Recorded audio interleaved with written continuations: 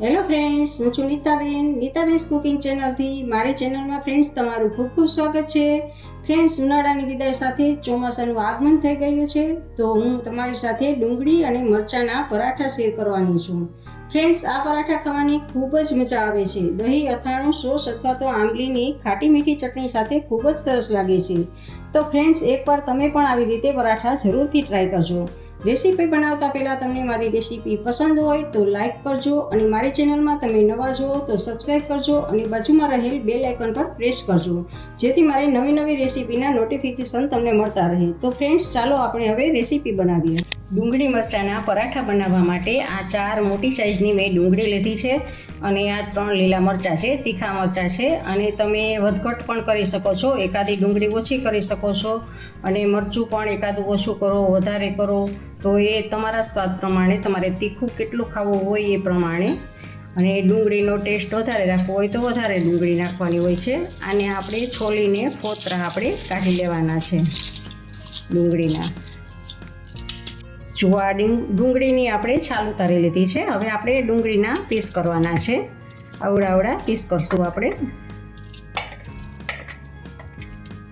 અને જો આ હું ચોપરમાં કરવાની છું, એટલે આવડા પીસ કરું છું. અને તમારી પાસે ચોપર ન હોય તો તમારે એકદમ ઝીણું કટિંગ કરવાનું છે આ ડુંગળીનું.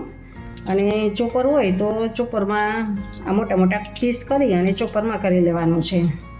જો આવી રીતે બધી જ ડુંગળીના આપણે પીસ કરી લેવાના છે. અને સાથે જ આપણે મરચાંના પણ પીસ કરી લેશું, અને એ બંને આપણે ચોપરમાં સાથે જ કરી લેશું. જો આ એક ચોપર છે, અને એમાં આપણે આ ડુંગળીને અને મરચાંને એડ કરીશું અને ચોપ કરી લેશું.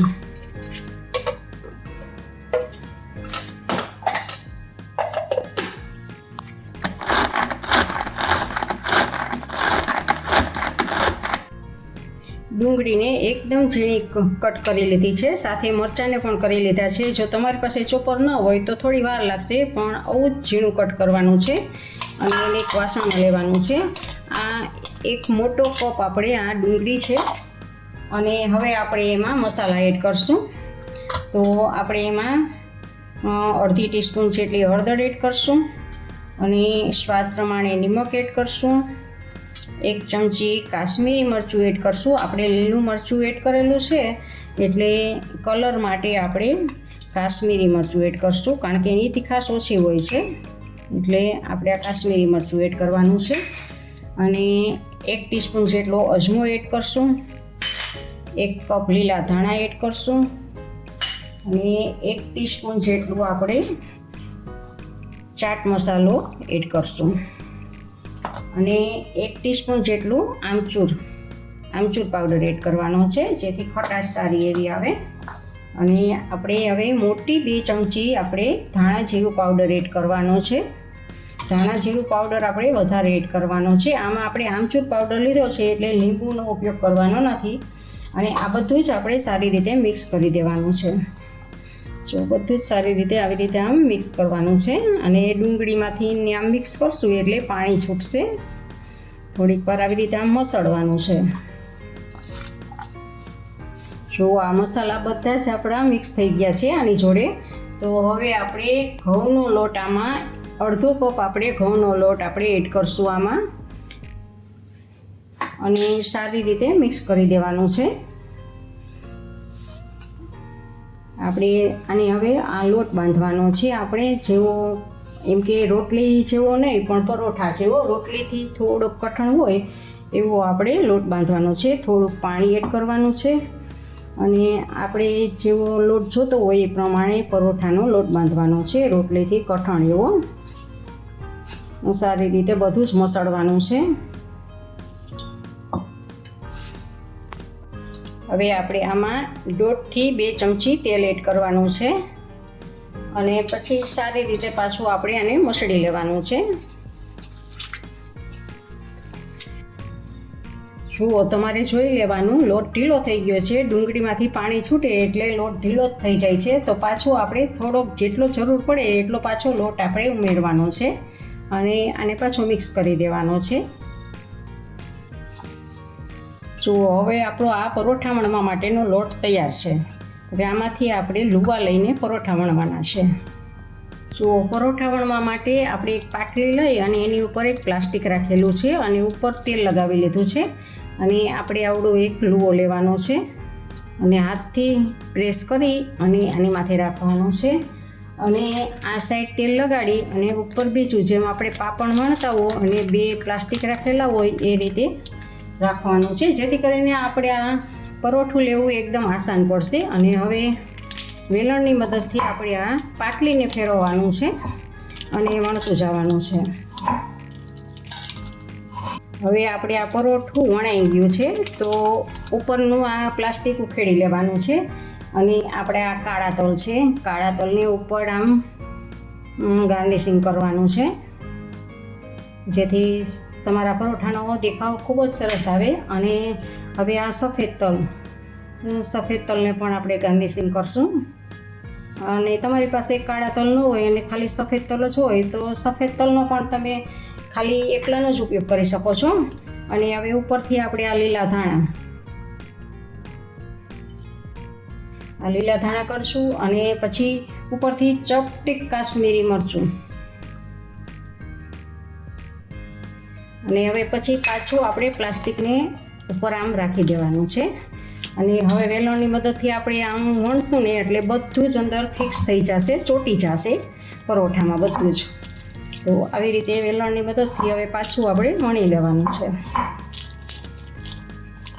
થોડુંક ભાર દેશું એટલે લીલા ધાણા પણ બેસી જશે એમાં.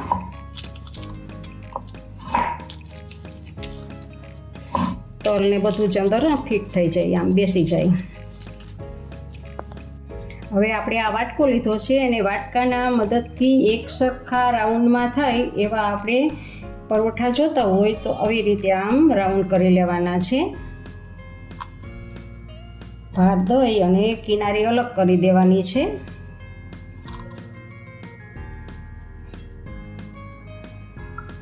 અને હવે આ કિનારી બધી જ આપણે અલગ કરી દેશું.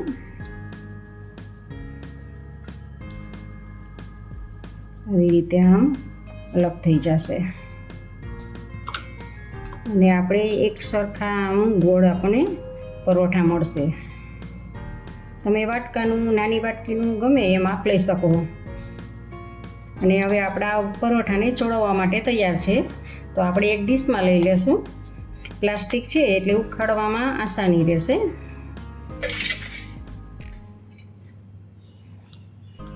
જો પ્લાસ્ટિક ના રાખો ને તો તમારે થોડોક લોટ વધારે રાખવો પડે આમાં, કારણ કે લોટ ઓછો હશે ને મસાલો વધારે હશે ને તો તમારી કીધી વણાશે નહીં.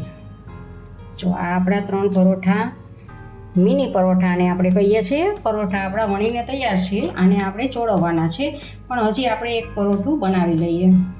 હવે આપણે આ બીજું પરોઠું પણ વણી લેશું આવી રીતે આમ. આને પણ આવી રીતે ગાર્નિશિંગ કરી લેવાનું છે. કાળા તલ, સફેદ તલ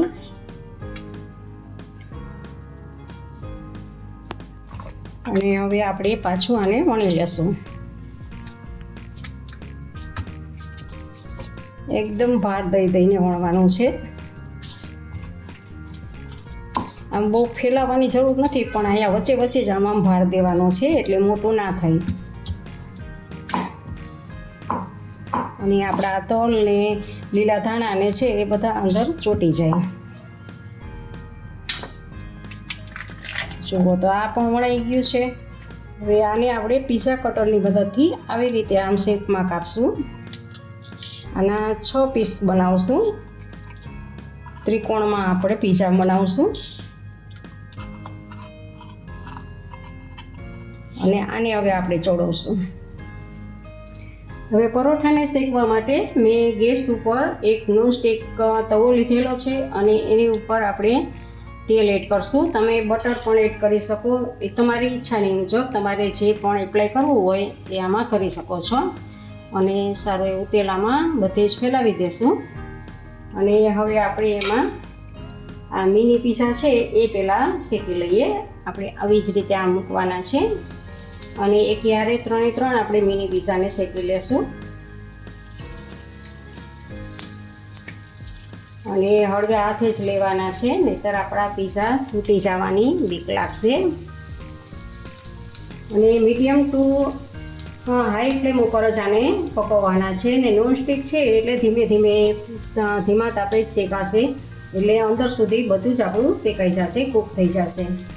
હવે થોડા કૂક થઈ જાય એટલે આપણે આને પલટાવી લેશું.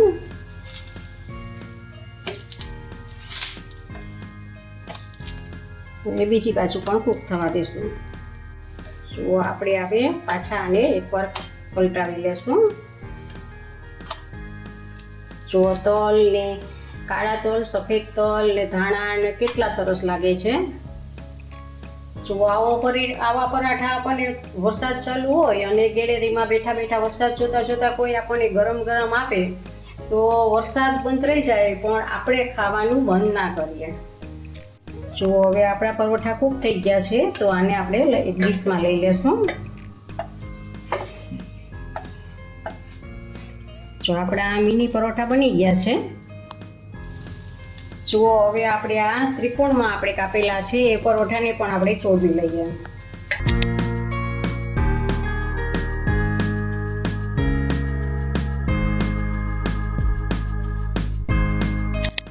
ફ્રેન્ડ્સ, તમને મારી રેસીપી પસંદ હોય તો લાઈક અને શેર જરૂરથી કરજો. અને તમને આ રેસીપી કેવી લાગી તે કમેન્ટ બોક્સમાં કમેન્ટ કરીને જરૂરથી જણાવજો. ઇન્સ્ટાગ્રામમાં મારા પેજને ફોલો કરજો, મેં નીચે લિંક આપેલી છે. મારી ચેનલને સબસ્ક્રાઈબ કરજો. આવજો, બાય. ફરી મળીએ નવી રેસીપી સાથે.